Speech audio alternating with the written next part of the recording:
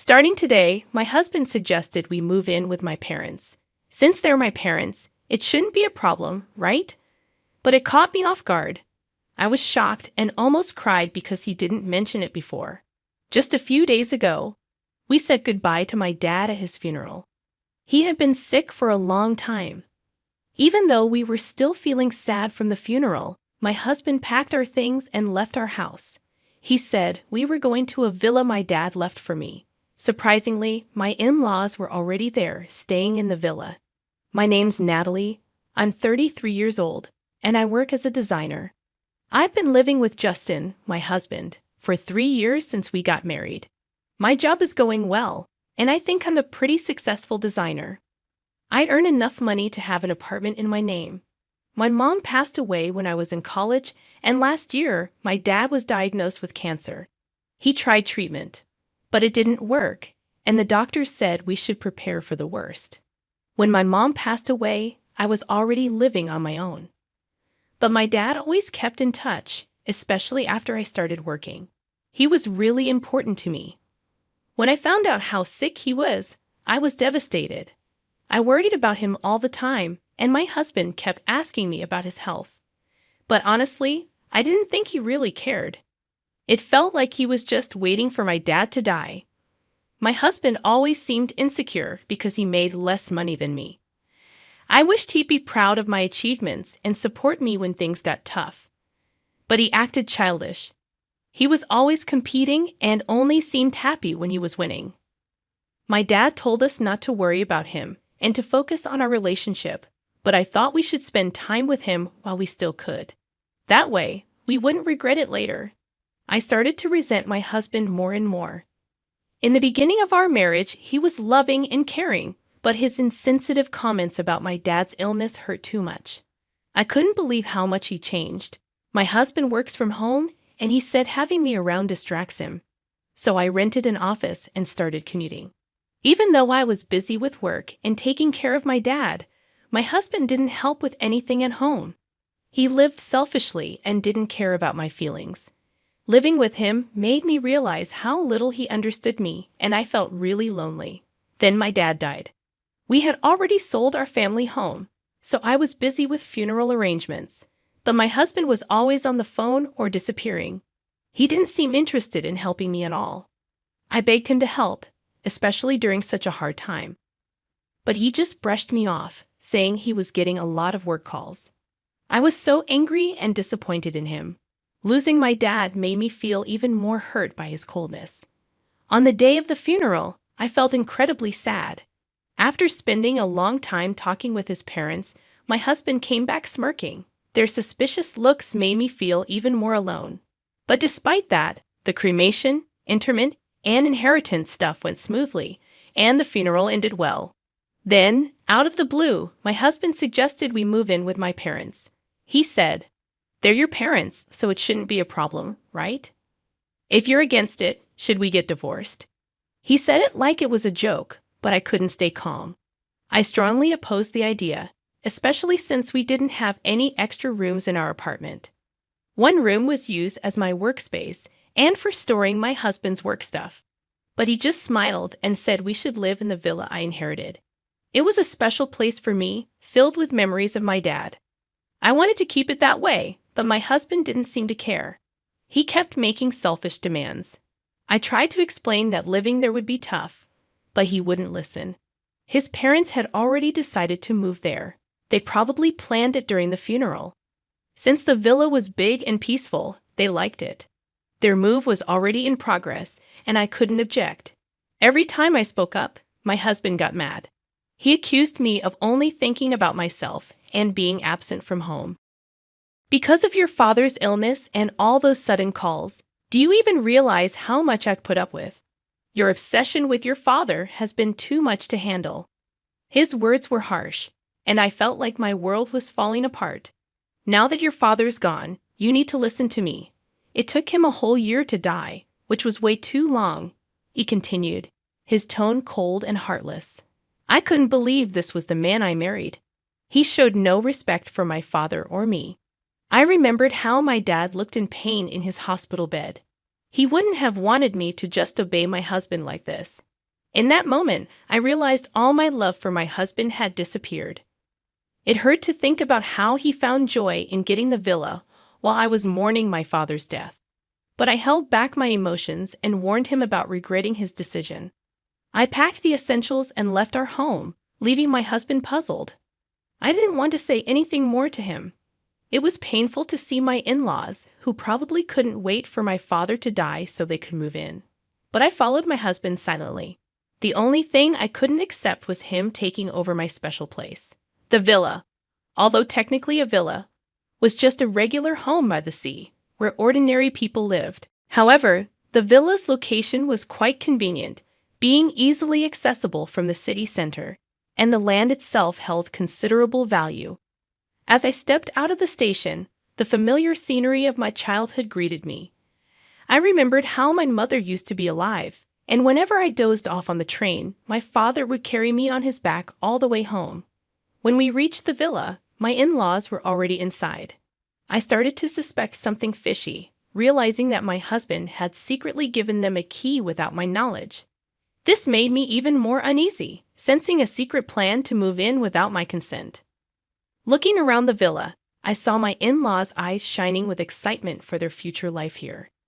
Despite being a single-family home, the sturdy furniture my father had chosen was arranged in a slightly different European style, probably to my mother's taste. But their ecstatic comments irritated me. They seemed to underestimate the significance of my father's passing, seeing the villa merely as a luxurious house. Their lack of sensitivity became even more apparent when my husband joined in, laughing as they opened beers to toast the move. I sighed deeply, feeling the precious memories I shared with my parents at the dining table being tainted. I decided to hide my feelings and endure the night. The next morning, my mother-in-law's scream shattered the quiet atmosphere of the villa, instantly alerting me. When I woke up, I noticed my father-in-law and husband causing a commotion, but it took me a moment to reach the source of the scream. In the bathroom, my mother-in-law was on the floor, clutching her foot with a panicked expression. She explained that the floor had given way beneath her, but when my husband and father-in-law checked, everything seemed fine. As they examined the floor, I suggested they try stepping on a slightly differently colored part. When they did, the floorboard made a sound and slightly sunk, but then snapped back into place when lifted. I explained that it was intentional, part of what my father called a mechanical mansion or a trick house. He was a huge ninja enthusiast, and this villa was his pride and joy. He had installed traps and mechanisms throughout the villa, including floorboards that seemed to collapse but were actually harmless. As someone familiar with the house since childhood, I had no trouble navigating it, but my husband and in-laws, being unfamiliar, were shocked. They hadn't realized what they were getting into by moving here. With our apartment lease canceled and nowhere else to go, they were pressing my husband on what to do next. In the midst of this, both my father-in-law and husband accidentally triggered another trap, causing them to fall. "Please feel free to stay as long as you like," I said, but my tone was more mocking than genuine. They had been so enchanted by the luxury of the villa, ignoring my warnings and showing no interest in my father's hobbies. Now their oversight was coming back to bite them. Even when I explained the dangers of the traps, they didn't take it seriously. "We'll get used to it," my husband said confidently. "I'll head back to the apartment to prepare for our move," I replied, leaving them in the villa. But in reality, I had no moving preparations. I planned to take a few days off and sort through my father's belongings. As expected, after just 2 days, my husband and in-laws had had enough. Meanwhile, I found solace being by myself and could slowly regain a positive outlook, planning my new life. Before long, my father's villa became a minor tourist attraction in the neighborhood. It was regularly featured in local newsletters as the trick mansion hidden in a residential area. Reflecting on this, I remembered strangers touring the villa and local children playing there, making it a lively spot. Since my upbringing had made me proficient in foreign languages, I could manage calls from foreign visitors. But my husband and in-laws couldn't understand foreign languages at all. Along with the nerve-wracking lifestyle of constantly worrying about the traps, they were overwhelmed by unexpected visitors and handling calls in foreign languages. Exhausted and sleep-deprived, they stumbled back to the apartment. "Why don't we all live in this apartment together?" "Think about it," I suggested. They had longed for my father's demise to get their hands on the villa, only to give it up in just 2 days. Instead of serving them tea, I handed my husband the divorce papers, already filled out and stamped in my section. "There's no way we can live together. If you understand, just leave quickly," I explained with a deep sigh. I couldn't forgive him for disregarding my feelings and acting insensitively without consulting me or giving any explanation. My husband decided we'd live with his parents. Moreover, he had never shared household responsibilities with me before. He dumped all the household responsibilities onto me, and when I felt cornered, he seemed indifferent about it. He ignored my feelings, acted selfishly, and secretly decided to move in with his parents. I couldn't imagine continuing to live with someone like that. "What happened? You used to love me, right?" he asked obliviously. I couldn't help but laugh at his usual oblivious remarks. "You think I could love someone who wished for my beloved father's early death and would rejoice when he passed?" I handed him only the divorce papers and drove them out of the apartment. "First of all, this is my apartment. If you have a problem, you should be the one to leave." My husband raised his voice, but I responded calmly, reminding him that the apartment was under my name. They fell silent upon hearing my words. They relied on me financially and didn't have much of their own. However, I had made up my mind to cut ties before their lengthy persuasions began. Neither my husband nor my in-laws had much in savings after being evicted from the apartment and being unable to return to the villa. They now live in a cheap, low-quality apartment and are barely getting by. At first, my husband felt guilty and apologized frequently, but over time, he grew resentful of his parents. Due to their age, they rarely worked, and when they did, it didn't last long. In the end, they exhausted their savings and pension with every move, constantly argued, and became estranged as a family. The walls of the apartment were thin, letting out their daily quarrels. Even when they received noise complaints, they didn't apologize. Instead, they retaliated, causing them to be disliked by their neighbors. They might need to find a new place to live soon. My husband previously enjoyed working from home, but in the current apartment, he didn't have the luxury of a dedicated workspace. Unable to concentrate on his job, his reputation and sales plummeted.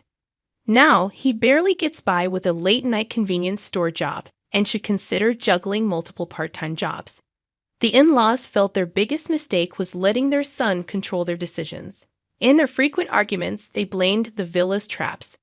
"If you had been more responsible, we wouldn't be in this situation," they argued. "You should have checked properly." "Don't blame me now," my husband countered. "I never imagined we'd end up like this because of our son," she said, reflecting on how her parents had always wished to inherit the villa and were overjoyed when her father passed away. I will never forget that after the divorce, I made significant strides in my career as a designer. To process her father's death and all these events, she created designs incorporating ninja elements and showcased them on social media. Their popularity spread rapidly, and one day a major cosmetics company contacted her to design packaging with an Asian touch incorporating ninja elements.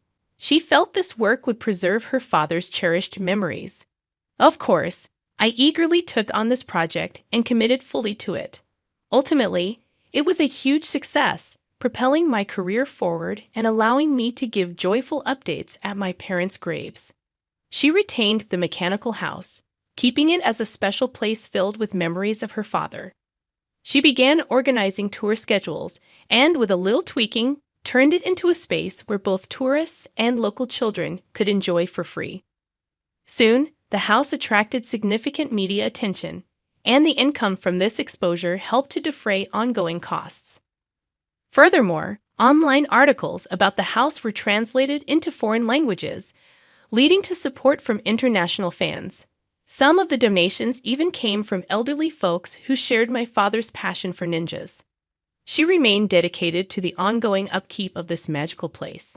Meanwhile, the mechanical house remained a daily hub of activity, a favorite among local children. Although I lost my father and the inheritance of the villa resulted in my divorce, I feel the gains have been greater than the losses, she reflected. The villa has transformed into a memory-rich location shared with family and friends. I've also undergone a personal transformation, moving forward with renewed optimism and hope.